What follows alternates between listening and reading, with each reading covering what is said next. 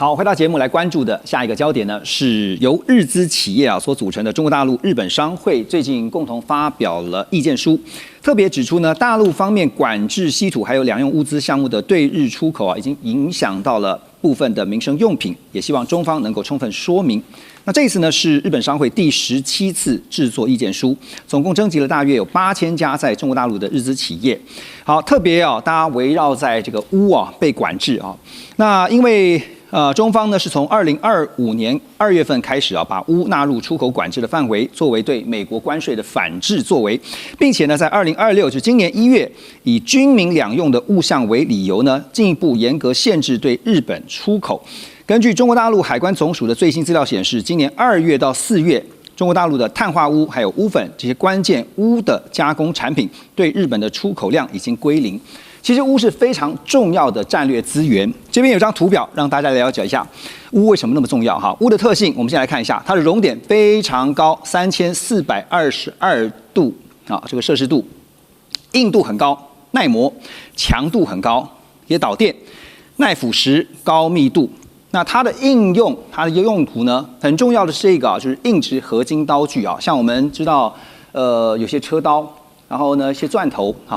這個是用來製造非常重要的工具。另外就是高溫零件、加熱元件，還有呢照明相關、電子半導體也會應用到，還有就是航太跟國防種種的。其實你會發現呢，鎢為什麼那麼重要呢？剛剛講說耐高溫、耐磨損、高強度用在製造業、電子業、能源業還有航太所以表示呢，它其實是一個國家的重要的戰略資源。而更重要的一個是，全球大約有80%的鎢產量是中國大陸所供應的。所以現在看到了日本方面呢，來畫面當中我們看到日本的老牌刀具巨頭富士精工。他們說呢，這個財年他們的利潤預計會因為鎢的管制暴跌88%。另外，像關東電話、中央蕭子這兩大隱形巨頭也雙雙預警他們說下半年的核心產線會全面停產，可見得中方目前出的這一招管制鎢是真的有效，是嗎？老師？其實最主要是因為中國大陸雖然現在產量很多，它目前包含高純度鎢以及一般的鎢，在佔全球的產量大概80%。可是，雖然中國大陸的鎢儲量是全世界第一，但也不過只佔了40幾%，接近50%。所以因為了確保這些重要的戰略資源，控制消耗的速度，所以在從2024年開始，中國大陸就開始逐漸針對鎢的出口做出口管制。那另外一個主要的在鎢的管制，另外一個就是鎢，它是一個軍工上面非常重要而且一定要用的。就我們一般講坦克的穿甲彈，就是因為鎢的特性，它非常適用非常合適用來做那個坦克的穿甲彈。但是因為美國自己，我們知道目前像美國他們使用的最好的穿甲彈是砷化鈾。那美國為什麼會去發展砷化鈾？就是因為美國自己鎢不夠。那美國因為核能發電，所以有大量的砷化鈾下來，所以利用砷化鈾。那砷化鈾有好有壞。那砷化鈾雖然它的穿透能力比鎢還好，但砷化鈾會帶來輻射的污染。所以除了砷化鈾以外，接下來最好使用的，不管是子彈或者是炮彈，甚至是在飛機裡面、發動機裡面很重要的耐熱元件，其實都離不開鎢。那日本因為自己不產鎢，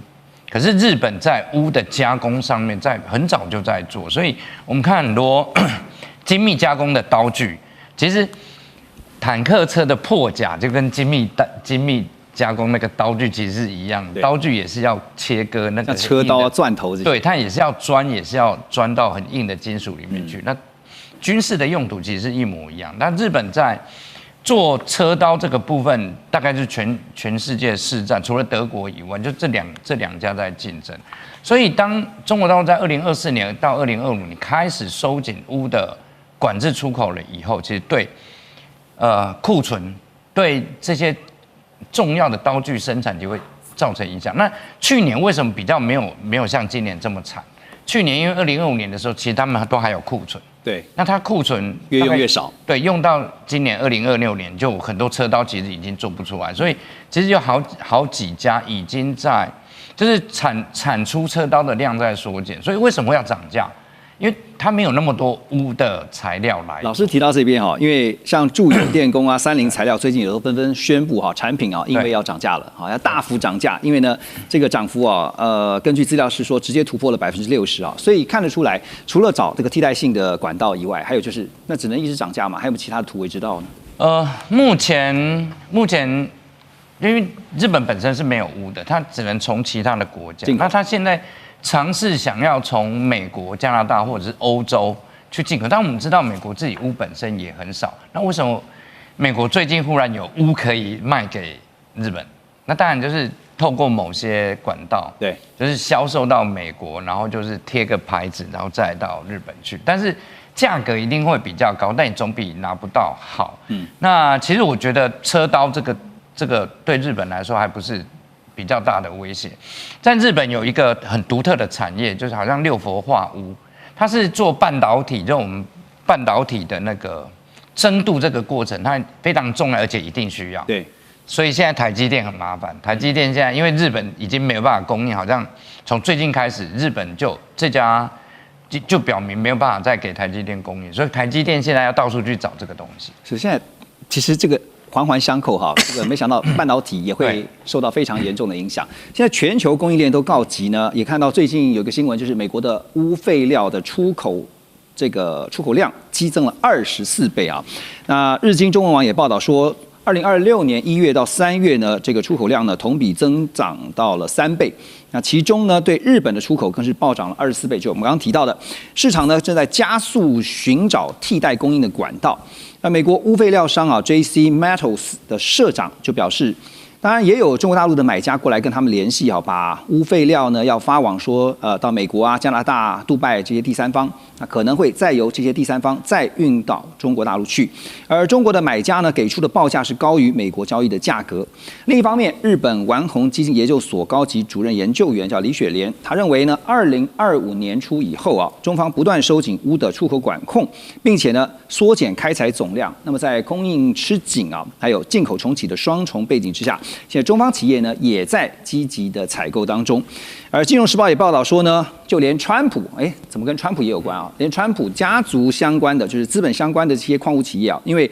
這是跟川普的兒子有關哈，他是間接投資了這個礦物相關的這個企業，那麼也正在進行，因為大家都在搶鎢嘛，所以呢，他是投資啊，推進到這個哈薩克斯坦，要大型的鎢礦開發相關的事業。好，那剛剛特別提到了，日本製造業現在受到鎢的管制啊，可能告急。那替代的管道之一，現在就是到處都在找鎢哈，其中之一是美國哈。美國在這場鎢礦大戰當中，到底扮演什麼樣的角色？大使，您覺得？一個可能的替代者，不過美國自身難保，自己能救好自己就不錯。泥菩薩過江，泥菩薩能救好自己，還要救日本，不太可能。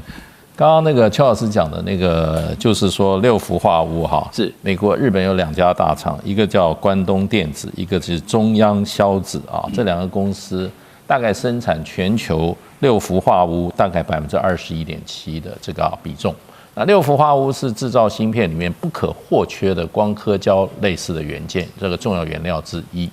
那這兩個公司已經講了，7月1號以後不出產了。也就是說，全世界的六氟化鎢的供應，大概中間的21%就斷供了。所以美國前兩天就出面啊，替日本講話，他說希望中國大陸網開一面。原因是什麼呢？它會影響全球供應鏈的完整。對，他不是說要救哪，他說你這個全球供應鏈會斷掉。那問題就變成說，中國大陸的芯片業也是蓬勃發展，會不會受影響呢？中國大陸一個統計資料顯示，中國大陸本土出展的六氟化鎢佔的比重比日本還多，因為日本大概全年就是2000噸的產量，中國大陸目前已經有3200噸的這個產能了，產量跟產能，所以事實上中國大陸六氟化鎢已經得到了這個三星電子還有重要的芯片生產廠商的認證許可了，所以日本的這個停產可能就會被中國大陸的這個取代，所以過去這個就變成是日本用光刻膠卡其他國家，將來很可能是中國大陸的光刻膠是芯片產業。日本日本因為日本的芯片產業不發達，對，是韓國，還有就是台灣，對，所以這個現在的問題嘛，另外還有就是說這個稀土的中國大陸這個禁運已經讓日本的有一家公司叫信越化學，這是全世界最大的一個出產磁鐵相關的產業的。你要知道，磁鐵事實上在汽車、在發動機、在這些裡面使用的非常的廣泛。那信越化工已經說了，對不起，7月以後我也不供貨了。那現在日本的汽車工業就恐慌，尤其 Suzuki 好多東西，它那個汽車上傳統的這種燃油發電機裡都需要用什麼電池，就是說電池。所以日本現在是一個頭兩個大。對，那中國大陸基本上在美国出面說你能不能給一點日本？那中國大陸講說，我們對日本實行稀土禁運，主要是防止日本軍國主義再生，以及日本永和的企圖。对，那所以就变成現在看起來，非要等這個高市早苗收回他錯誤的言論。如果沒有收回的話，很可能日本的很多工廠就要斷貨，然後就停工。大使點到一個重點就是在這個經貿上面，我們看似好像是經貿這個供應鏈的問題，但其實呢，它更後面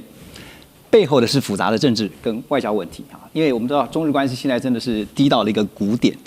好，那麼真的是在谷底當中，所以呢，那就要看日本對中的關係是如何啊。可是短期看來是回不去了。那就算是剛才大使所說的這個美國出面求情像這個 Bessent 先前在南韓也跟中國大陸的國務院副總理何立峰會面嘛，當時也曾經提到了稀土問題，那也特別呢对於中方對於稀土就是日方這個稀土禁運的措施呢表達關切。那貝森特呢也當然表達了希望北京改善這個相關的稀土政策避免說這個高科技設備還有全球供應鏈呢造成負面的影響。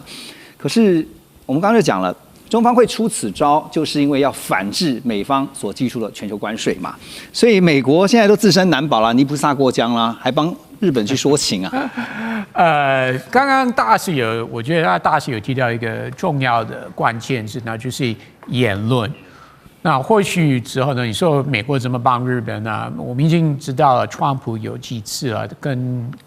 高市早苗通電話的時候，可能有說，那關於台灣這部分，你可不可以就有一點 self control， 尤其是在言論方面。所以或許之後美國的社會是把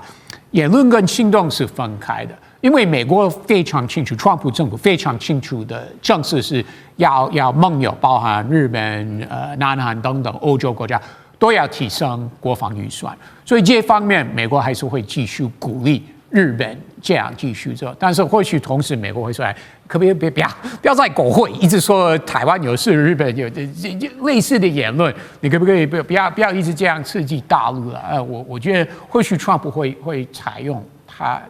這種方式了，但是最終都是中國的決定，對不對？不是美国說的就算了。所以如果真的要說服中國解開這個限制的話，那要看最後中國的怎麼決定了。但是我不得不說，台灣在這個大國家，不美國、日本、中國的這個大國博弈，我真的覺得台灣的位置非常非常危險，因為不知道什麼時候會被犧牲掉。對，你講到犧牲，等一下就來聊哈。最近這個日菲兩國呢，自己畫了這個 EEZ 哈，說我們要來劃區談判，台灣的位置在哪裡？馬上回來。中美互動牽動全球，美中競爭，地緣爭霸，外交、軍事、科技、經濟，多元觀點，權威分析。一同掌握2026全球新秩序、新賽局。每週6日，寰宇全世界帶您走進全世界。